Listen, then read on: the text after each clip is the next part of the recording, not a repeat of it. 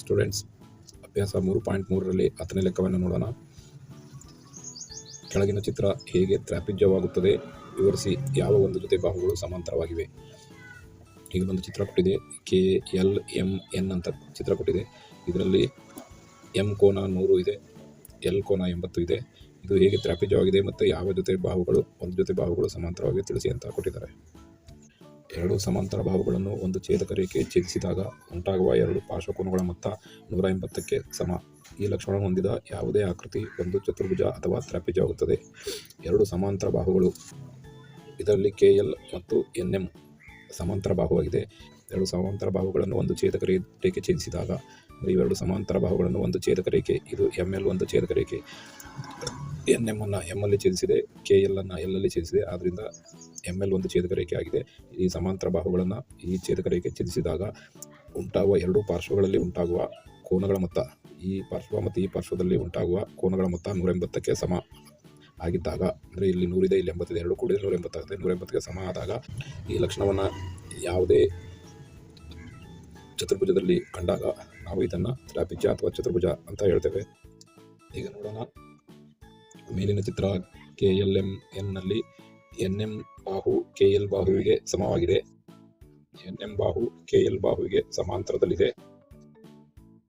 ಮತ್ತು ML ಎರಡು ಬಾಹುಗಳನ್ನು ಛೇದಿಸಿದೆ ಮತ್ತು ML ರೇಖೆ ಈ ಎರಡು ಬಾಹುಗಳನ್ನು ಛೇದಿಸಿದೆ.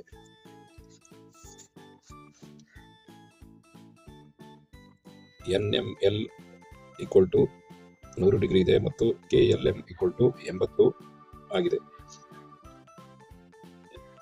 NML 100 ಡಿಗ್ರಿ ಇದೆ ಮತ್ತೆ KLM 80 ಡಿಗ್ರಿ ಇದೆ. ಆದ್ದರಿಂದ M ಕೋನ ಪ್ಲಸ್ L ಕೋನ ಎರಡು ಕೂಡಿದಾಗ 180ಕ್ಕೆ ಸಮವಾಗ್ತದೆ. M ಕೋನ ಮತ್ತು L ಕೋನ ಕೂಡಿದಾಗ 180ಕ್ಕೆ ಸಮವಾಗ್ತದೆ. ಇದು ಪಾರ್ಶ್ವಕೋನಗಳ ಮೊತ್ತ. ಆದ್ದರಿಂದ M ಕೋನದ ಬೆಲೆ 100 ಇದೆ, L ಕೋನದ ಬೆಲೆ 80 ಇದೆ. ಇವೆರಡನ್ನು ಕೂಡಿಸಿದಾಗ 180 ಆಗಿದೆ. ಆದ್ದರಿಂದ ಚಿತ್ರ KLMN ನಲ್ಲಿ ಎರಡು ಪಾರ್ಶ್ವಗಳಾದ ಕೋನ L ಮತ್ತು ಕೋನ M ನ ಮೊತ್ತ 180ಕ್ಕೆ ಸಮವಾಗಿದೆ ಮತ್ತು NM ಬಾಹು KL ಬಾಹುವಿಗೆ ಸಮಾಂತರವಾಗಿದೆ. ಆದ್ದರಿಂದ ಚಿತ್ರ KLMN ಒಂದು ತ್ರಾಪಿಜ್ಯವಾಗಿದೆ. ಸ್ಟೂಡೆಂಟ್ಸ್, ಇದು 8ನೇ ತರಗತಿಯ ಅಭ್ಯಾಸ 3.3 ಚತುರ್ಭುಜಗಳು, ಸಮಾಂತರ ಚತುರ್ಭುಜಗಳು. ಇದರಲ್ಲಿ 11ನೆಯ ಪ್ರಶ್ನೆ. ಚಿತ್ರ 4.33ರಲ್ಲಿ AB ಬಾಹು DC ಬಾಹುವಿಗೆ ಸಮಾಂತರ ಆದರೆ ಕೋನ್ C ಬೆಲೆಯನ್ನು ಕಂಡುಹಿಡಿಯಿರಿ. ಈ ಚತುರ್ಭುಜ ಏನು ಕೊಟ್ಟಿದ್ದಾರೆ, ಈ ಚತುರ್ಭುಜದಲ್ಲಿ ಇದು C ಅಂತ ಕೊಟ್ಟಿದ್ದಾರೆ. ಈ C ಯ ಬೆಲೆಯನ್ನು ಕಂಡುಹಿಡಬೇಕಾಗಿದೆ. ಇವರು C ಯ ಬೆಲೆಯನ್ನು ಕಂಡುಹಿಡಲಿಕ್ಕೆ ಹೇಳಿದ್ದಾರೆ. C ಯ ಬೆಲೆ ಕಂಡುಹಿಡಬೇಕಾದ್ರೆ ಇಲ್ಲಿ ನಮಗೆ ಕೊಟ್ಟಿರೋದೇನು, ಒಂದು B 120 ಡಿಗ್ರಿ ಅಂತ ಕೊಟ್ಟಿದ್ದಾರೆ ಮತ್ತೆ AB ಬಾಹು DC ಬಾಹುವಿಗೆ ಸಮಾಂತರವಾಗಿದೆ. AB ಬಾಹು DC ಬಾಹುವಿಗೆ ಸಮಾಂತರವಾಗಿದೆ ಮತ್ತೆ 120 ಡಿಗ್ರಿಯನ್ನು ಕೊಟ್ಟಿದ್ದಾರೆ. ಇದರಿಂದ ನಾವು C ಅನ್ನು ಹೇಗೆ ಕಂಡುಹಿಡಿಯಬಹುದು ಅಂತ ಹೇಳಿದ್ರೆ, ಚತುರ್ಭುಜದ ಒಂದು ಲಕ್ಷಣ ಅಂದರೆ ಎರಡು ಸಮಾಂತರ ಬಾಹುವನ್ನು ಒಂದು ರೇಖೆ ಛೇದಿಸಿದಾಗ ಅದರ ಎರಡೂ ಪಾರ್ಶ್ವದಲ್ಲಿ ಉಂಟಾಗುವ ಕೋನಗಳ ಮೊತ್ತ 180ಕ್ಕೆ ಸಮ ಅಂತ ಹೇಳ್ತದೆ. ಹಾಗಾಗಿ ನಾವು ಈ DAನು ಈ ಬಾಹುವನ್ನು ಛೇದಿಸಿದೆ, BCನೂ ಈ ಬಾಹುವನ್ನು ಛೇದಿಸಿದೆ. ಹಾಗೆ ಎರಡರಲ್ಲೂ ನಾವು ಮಾಡ್ಬೋದು. ಆದರೆ DA ತಗೊಂಡು ಮಾಡ್ಲಿಕ್ಕಾದ್ರೆ ನಮಗೆ ಇಲ್ಲಿ ಯಾವುದು ಕೋನವನ್ನು ಕೊಟ್ಟಿಲ್ಲ, ಅದರಿಂದ ಅದು ಮಾಡ್ಲಿಕ್ಕೆ ಬರೋದಿಲ್ಲ. ಇಲ್ಲಿ ಒಂದು ಕೋನ ಕೊಟ್ಟಿರೋದ್ರಿಂದ ಮತ್ತೊಂದು ಕೋನವನ್ನು ಕಂಡುಹಿಡಿಯಲಿಕ್ಕೆ ಬರ್ತದೆ. ಆದ್ದರಿಂದ ಈ BC ಬಾಹು DC ಮತ್ತು ABಯನ್ನು ಛೇದಿಸಿದೆ ಅಂತ ತಗೊಂಡು ನಾವು ಲೆಕ್ಕವನ್ನು ಮಾಡಬಹುದು. ಚಿತ್ರ ABCDಯಲ್ಲಿ AB ಬಾಹು DC ಬಾಹುವಿಗೆ ಸಮಾಂತರವಾಗಿದೆ. ಆದ್ದರಿಂದ ಕೋನ್ C ಮತ್ತು ಕೋನ್ B ಗಳು ಪಾರ್ಶ್ವಕೋನಗಳು.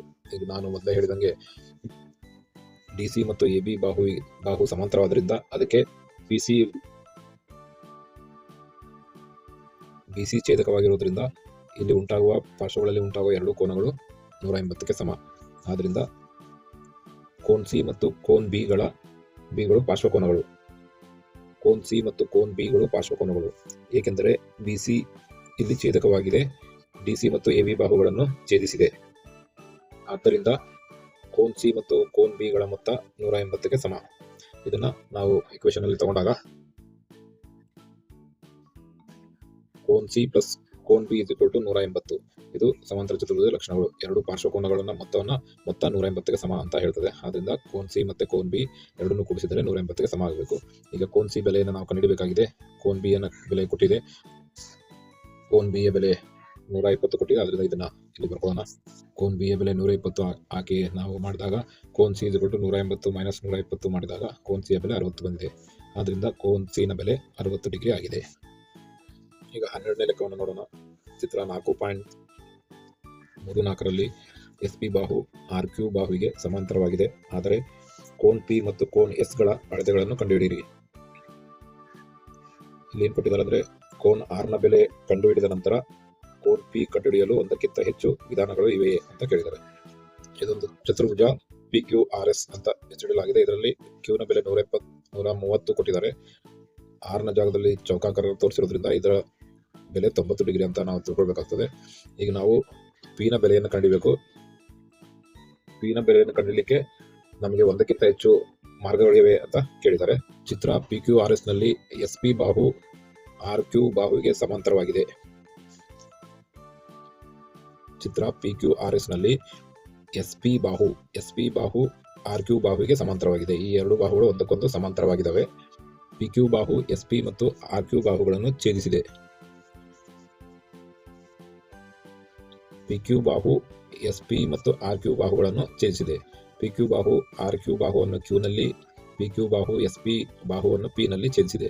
ಇವೆರಡು ಸಮಾಂತರ ಬಾಹುಗಳನ್ನು ಒಂದು ರೇಖೆ ಛೇದಿಸಿದಾಗ ಇದರ ಎರಡೂ ಪಾರ್ಶ್ವದಲ್ಲಿ ಉಂಟಾಗುವ ಕೋನಗಳ ಮೊತ್ತ 180ಗೆ ಸಮ. ಇದು ಚತುರ್ಭುಜದ ಒಂದು ಲಕ್ಷಣ.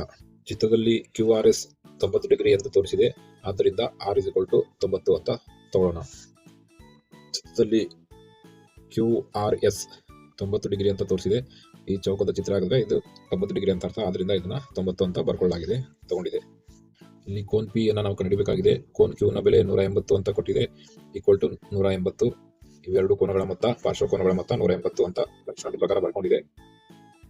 ಆದ್ದರಿಂದ ಈಗ P is equal to 180 minus 130 ಮಾಡಿದಾಗ ಪಿ ನ ಬೆಲೆ 50 ಡಿಗ್ರಿ ಬಂದಿದೆ. ಈಗ ಲೆಕ್ಕದಲ್ಲಿ ಕೋನ್ ಪಿ ಮತ್ತು ಕೋನ್ ಎಸ್ ಗಳ ಅಳತೆಯನ್ನು ಕಂಡುಹಿಡಿಯಲು ಕೊಟ್ಟಿದ್ದಾರೆ. ಕೋನ್ ಪಿ ಕಂಡುಹಿಡಿದಾಯ್ತು. ಈಗ ಎಸ್ ನ ಬೆಲೆಯನ್ನ ಕಂಡುಹಿಡಿಯೋಣ. ಕೋನ್ ಪಿ ಬೆಲೆ ಕಂಡುಹಿಡಿದೆ 50 ಅಂತ ಬಂದಿದೆ. ಈಗ ಕೋನ್ ಎಸ್ ನ ಬೆಲೆಯನ್ನ ಕಂಡುಹಿಡಿಯೋಣ. ಈಗ ಚತುರ್ಭುಜದ ಮತ್ತೊಂದು ಲಕ್ಷಣ ಅಂದ್ರೆ ಚತುರ್ಭುಜದ ಒಟ್ಟು ಎಲ್ಲಾ ಒಳಕೋನಗಳ ಮೊತ್ತ 360ಕ್ಕೆ ಸಮ ಅಂತಿದೆ.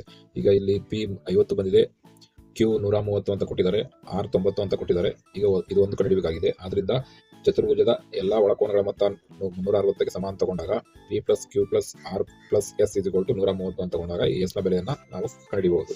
ಹೇಗೆ ನೋಡೋಣ.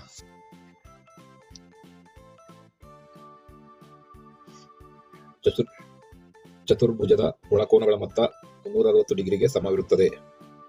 ಚತುರ್ಭುಜದ ಒಳಕೋನಗಳ ಮೊತ್ತ 360ಕ್ಕೆ ಸಮವಿರುತ್ತದೆ. ಆದ್ರಿಂದ ಕೋನ್ ಪಿ ಪ್ಲಸ್ ಕೋನ್ ಕ್ಯೂ ಪ್ಲಸ್ ಕೋನ್ ಆರ್ ಪ್ಲಸ್ ಕೋನ್ ಎಸ್ ಇಸ್ ಈಕ್ವಲ್ ಟು 130. ಎಲ್ಲ 4 ಕೋನಗಳನ್ನು ಕೂಡಿದಾಗ ಅದು 360ಕ್ಕೆ ಸಮ ಇರ್ತದೆ.